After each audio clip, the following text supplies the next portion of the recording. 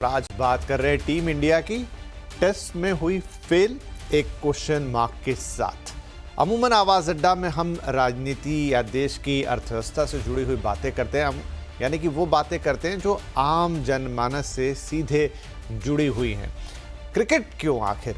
क्योंकि क्रिकेट भारत में एक बहुत बड़ी भावना है, एक बहुत बड़ा धर्म कह लीजिए। बहुत लोग उससे इस तरीके से जुड़े हैं कि अगर क्रिकेट के मैदान में भी कुछ ऊपर नीचे हो जाए तो लोगों की भावनाएं भी ऊपर नीचे हो जाती हैं। यानी क्रिकेट देश को जोड़ने का तो काम करता है, लेकिन ये देश में जो लोगों के मन की भावनाएं हैं उनको भी बहुत बड़े स्तर पर प्रभावित करता है। वो दिन हम सबके जहन में याद है, अभी जब T20 वर्ल्ड कप हमारी टीम ने उठाया था तो सबके मन प्रफुल्लित थे, बहुत खुश थे। लेकिन अभी जो हो रहा है, मेलबोर्न टेस्ट में जो हुआ या उससे पहले न्यूजीलैंड के हाथों जो टेस्ट में हम हारे, पूरी सीरीज़ हारे, उससे शायद कहीं क्रिकेट प्रेमियों के या देशवासियों के दिल थोड़े बैठते चले गए। और मेलबोर्न टेस्ट में जिस तरीके से जो बॉक्सिंग डे टेस्ट कहलाता है उसमें भारतीय टीम हारी, उसके बाद तो सवालों की झड़ी लग गई, भावनाएं आहत हो गई और न जाने कितने सवाल आने लगे, किसे खेलना चाहिए, किसे रिटायर हो जाना चाहिए, वो ऐसा क्यों खेल रहे हैं, वो गैर जिम्मेदाराना तरीके से खेल रहे हैं। और तो और जो देश के वरिष्ठ कमेंट्रेटर हैं, जो पूर्व खिलाड़ी भी हैं, उनकी भी भावनाएं बह निकली। तो आज हम इसी पे बात करेंगे, क्योंकि आप और हम सब क्रिकेट से जुड़े हुए हैं, इस खेल को जीते हैं। खेलते ना हो सब, लेकिन देखकर उसमें शामिल होकर ज़रूर उसका हिस्सा बनते हैं। तो मेलबर्न क्रिकेट टेस्ट में टीम इंडिया क्यों हारी वो तो एक बात है, लेकिन ये जो पूरा टेस्ट क्रिकेट है, इसमें जिस तरह का परफॉर्मेंस हाल में इस टीम का है, क्या ये हमारी टीम वैसी टीम थी? शायद नहीं। हमारी टीम की क्वालिटी काफ़ी बेहतर है, तो अचानक इस टीम को क्या हुआ? घर में अच्छा नहीं खेल पाई, बाहर गई तो उस लेवल पे परफॉर्म नहीं कर पा रही है जैसा उम्मीद लगाई जाती है। तो क्या ये सिर्फ एक वक्त की बात है या फिर कुछ चीज़ें हैं जो निश्चित तौर पे वक्त के साथ ऐसी होती हैं जिसमें बदलाव की ज़रूरत होती है, जिसमें सुधार की ज़रूरत होती है? तो क्या टीम इंडिया भी अब उसी चौराहे पे आके खड़ी हो गई जहां बदलाव और सुधार बड़े पैमाने पर चाहिए?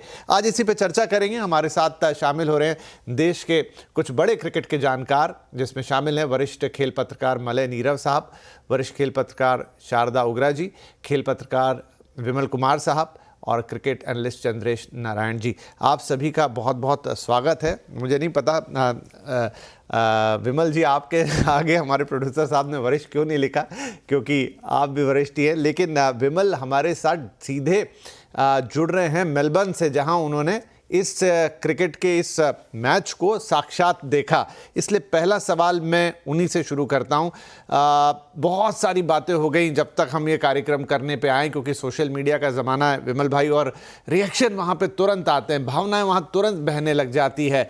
क्या हो गया हमारी टीम को? एक बड़ा सवाल उठ रहा है। मैं सारे सवालों को सम अप कर देता हूँ। क्या ये वही टीम है जिसको हमने हाल फिलहाल में इतना शानदार खेलते हुए देखा, और अब वो लग नहीं रहा कि जैसे ये टीम जैसी टीम खेल रही, इंडिविजुअल परफॉर्मेंस है, टीम नहीं दिख रही? विपिन, बहुत बहुत शुक्रिया।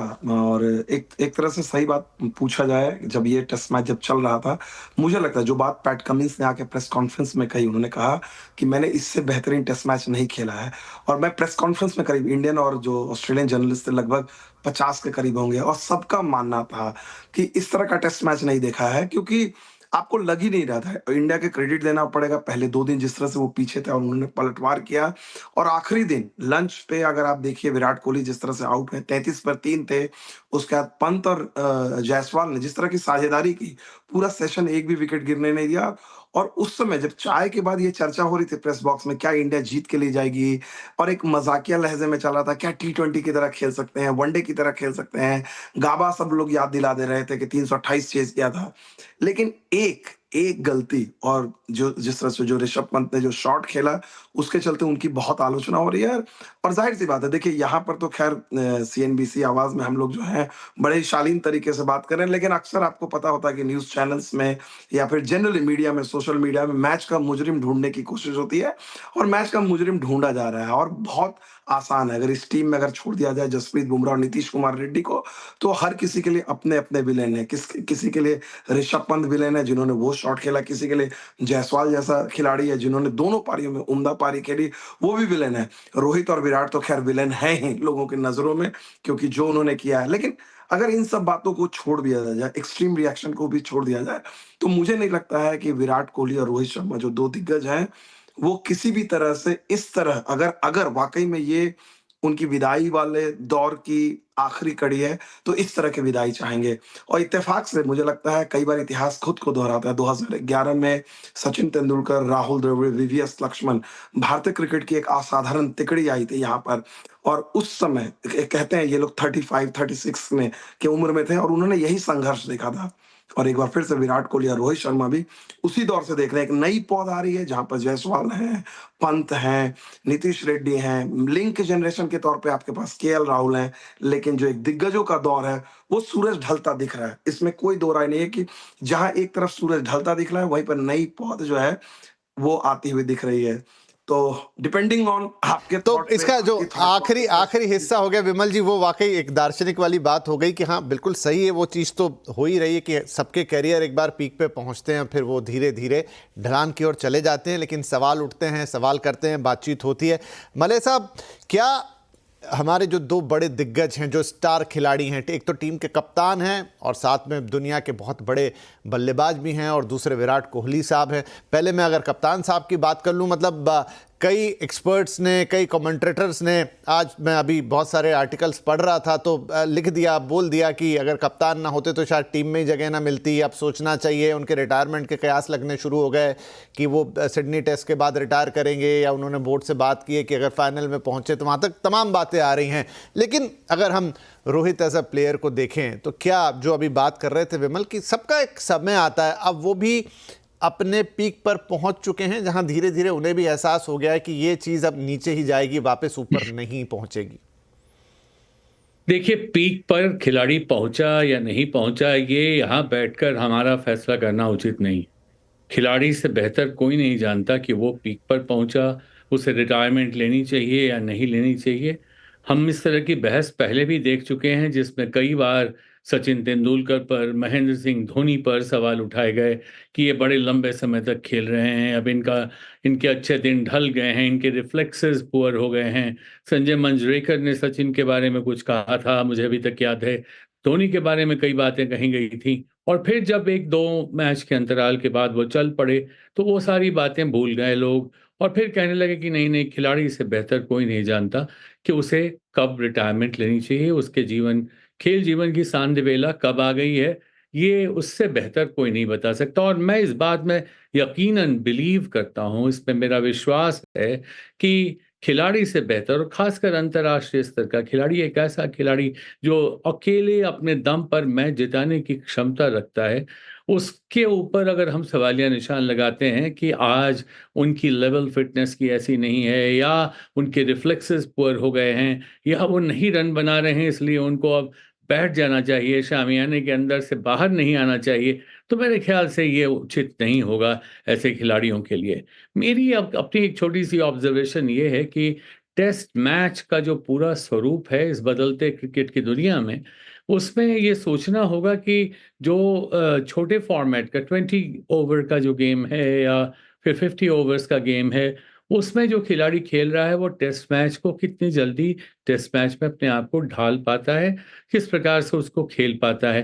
न्यूजीलैंड के साथ हार हुई, बड़ी करारी हार हुई। उसके बाद ऑस्ट्रेलिया में हार-जीत का सिलसिला चलता रहा। एकदम जिसको कहते हैं कि वो एक तरह से छुपा-छुपी चलती रही, कभी तुम आगे, कभी हम पीछे, कभी लगा कि आज जीत जाएँगे, कभी लगा कि अच्छा ये ड्रॉ कराने के लिए खेल रहे हैं क्या? उसके बाद 7 विकेट धड़ाधड़ गिर गए। तो इस तरह से जो चीज़ें हो रही हैं, उसमें हमें लगता है कि एक मंथन इस बात पर करना होगा कि टेस्ट मैच में सिर्फ़ टेस्ट कैप पाने के लिए, या टेस्ट मैच खेलते रहने के लिए, रिकॉर्ड बनाते रहने के लिए हमें खेलना है, या हमें टेस्ट मैच जिताने के लिए टेस्ट मैच के खिलाड़ी के रूप में खेलना है।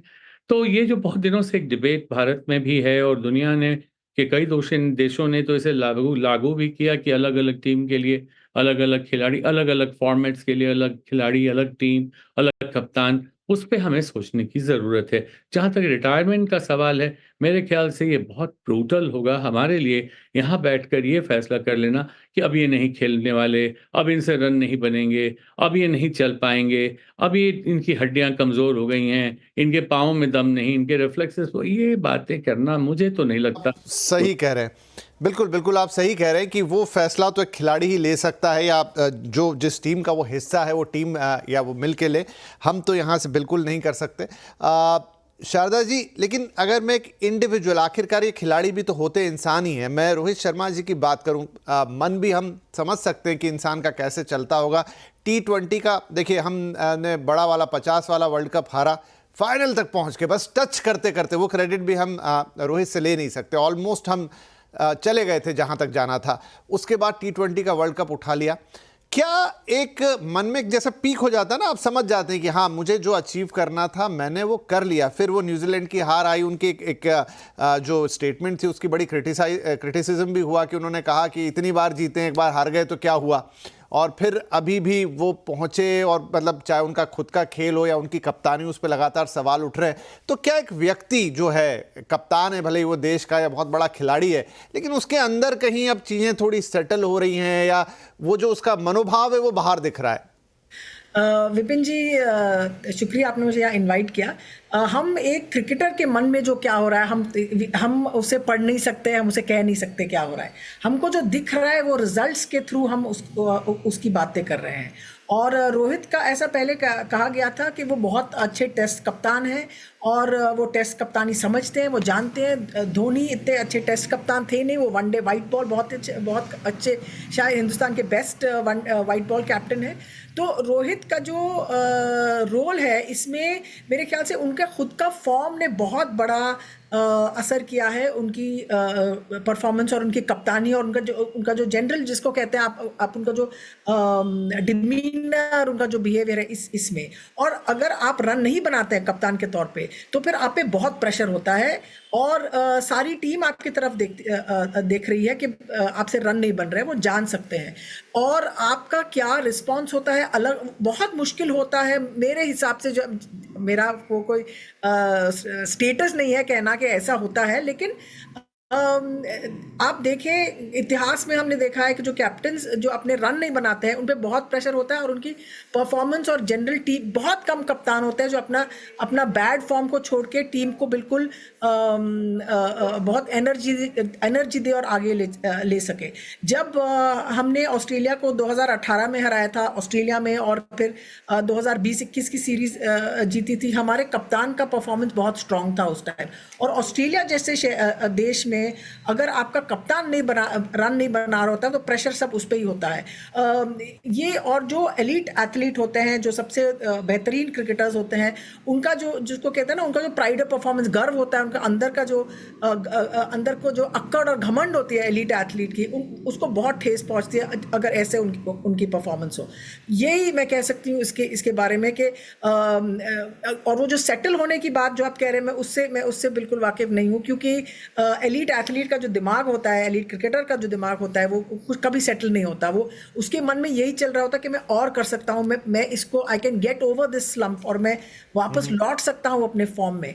और आप सब कह रहे हैं कि देखिए सिर्फ क्रिकेटर जानता है कि वो कब रिटायर कर सकता है। नहीं, क्रिकेटर के अलावा सिलेक्टर की भी चॉइस होती है कि वो डिसाइड करे, कि वो निश्चय लेके हाँ इसको खेलना चाहिए। यानी सिलेक्टर पे बहुत जिम्मेदारी होती है इस बात में। बिल्कुल बिल्कुल। और सिलेक्टर क्या देखते हैं? सिलेक्टर देखते हैं कि आपने कैसा परफॉर्म किया। चंद्रेश, अगर मैं रोहित एज अ बैट्समैन की बात करूं तो ये पर्टिकुलर आप देख लीजिए, एक आप सोशल मीडिया पे मीम ही कह सकता हूं उसको, जो बहुत चल रहा है कि इसी सीरीज में बुमराह के 30 विकेट हैं और कप्तान साहब के 31 रन हैं। 2, 3, 6, 10, 3, 8 इस तरह से सब मिला के 30 रन उन्होंने बनाए।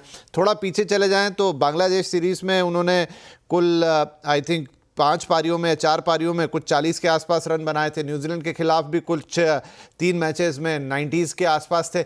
तो कंसिस्टेंटली ये जो रेड बॉल क्रिकेट है, शायद जो परफॉर्मेंस, वो जिस लेवल के बल्लेबाज है, जिस कैटेगरी के बल्लेबाज हैं, जो ना बॉलर से घबराए, ना किसी पर्टिकुलर कंडीशन या पिच का मोहताज हो, अगर उसका रन नहीं आ रहा है, इट मीन्स कुछ ना कुछ इश्यूज हैं। अब या हम जो भी कहें कि उम्र है, वॉट प्रेशर है, इतना क्रिकेट खेल लिया है, या कुछ और है, कैसे समझें इसे? बहुत बहुत शुक्रिया विपिन, आपने मुझे बुलाया आपके चैनल पर। चूंकि ये एक बिजनेस चैनल है, मैं चाहूँगा कि आपके ज़रिए मैं निर्मला सीतारमण जी से रिक्वेस्ट करूँ कि पॉपकॉर्न का जो रेट आपने जीएसटी का सेट किया है वो जसप्रीत बुमराह और उनके परिवार के लिए 2% होना चाहिए, 5% नहीं, क्योंकि उन्होंने जितना इस साल मेहनत किया किसी और ने नहीं किया है। तो आपके ज़रिए ज़रा सीतारमण जी को ये बात बता दीजिए ताकि उनके परिवार को थोड़ी राहत की सांस मिले थिएटर में। और जहाँ तक बात है रोहित शर्मा के फॉर्म की, मुझे ऐसा लग रहा है कि रोहित शर्मा पहले टेस्ट मैच में जब नहीं खेले थे तो कहीं ना कहीं उन्होंने कहीं जल्दबाजी तो नहीं कर दी वापसी करने के लिए इस सीरीज में। शारदा ने अभी अभी कहा कि ऑस्ट्रेलिया में अगर आप परफॉर्म करते हो तो आपका कप्तान परफॉर्म करता है तो आपकी टीम और बेहतर परफॉर्म करती है। पहले टेस्ट मैच में जसप्रीत बुमराह ने कप्तानी की थी और उन्होंने जबरदस्त कप्तानी की थी और लीड फ्रॉम द फ्रंट किया था। और कप्तान बदला, उसको फिट करने के चक्कर में आपने टीम में बदलाव करना शुरू कर दिया और यही आप देखें कि उनके तरफ से परफॉर्मेंस नहीं हो रही है और उसका असर सब पे होने लगा है और पूरी टीम के परफॉर्मेंस पर होने लगा है। तो आई थिंक कहीं ना कहीं इस बात पर हमें गौर फरमाना चाहिए कि क्या उन्होंने जल्दबाजी कर दी, और वो इस सीरीज में और टेस्ट क्रिकेट में पिछले 2-3 सीरीज से इसीलिए खेल रहे हैं क्योंकि उन्होंने T20 वर्ल्ड कप जीता है। हम इंडिया में बहुत जल्दी जो है फॉर्मेट को मिक्स करना शुरू कर देते हैं। अभी वो T20 का हिस्सा नहीं है, हमारी T20 की टीम एकदम अलग हो गई है, सूर्य कुमार यादव उसके लीडर बन चुके हैं।